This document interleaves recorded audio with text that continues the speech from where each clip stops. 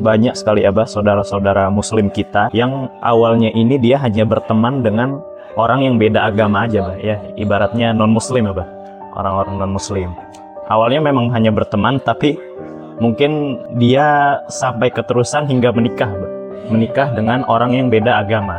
Apakah ada batasan-batasan tertentu jika saudara-saudara kita menikah atau berteman dengan orang yang beda agama?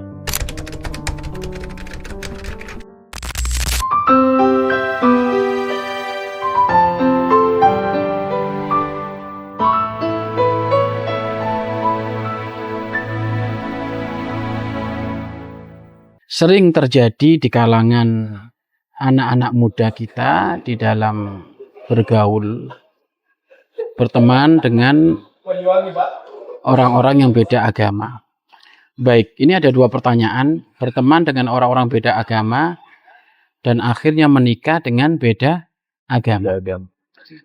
Berteman dengan orang-orang yang beda agama, apakah diperkenankan ataukah tidak?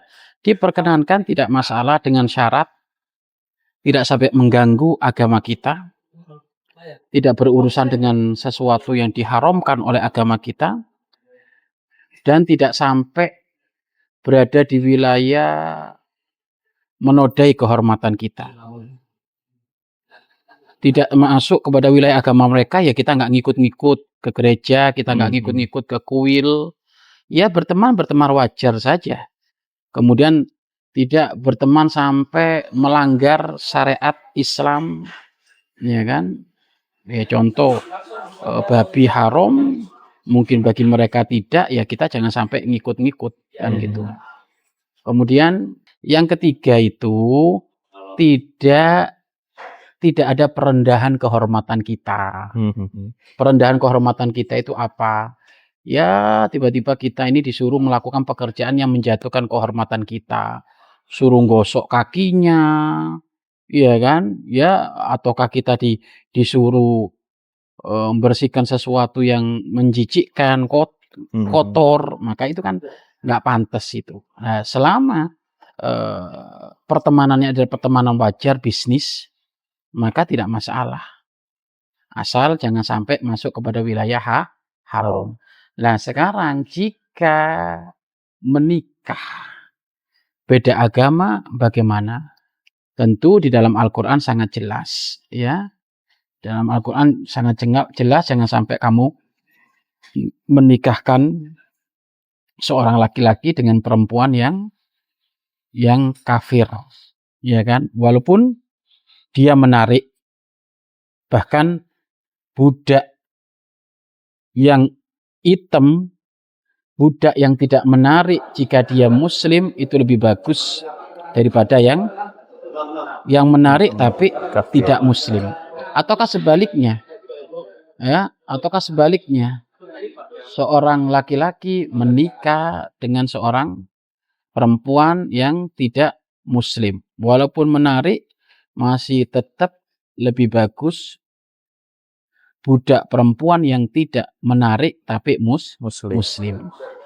Kenapa? Karena kita ini dalam urusan ibadah ini yang dicari itu apa? Ridhonya Allah. Yang dicari itu adalah pahala. Yang dicari itu keberlangsungan sampai menuju surganya Allah.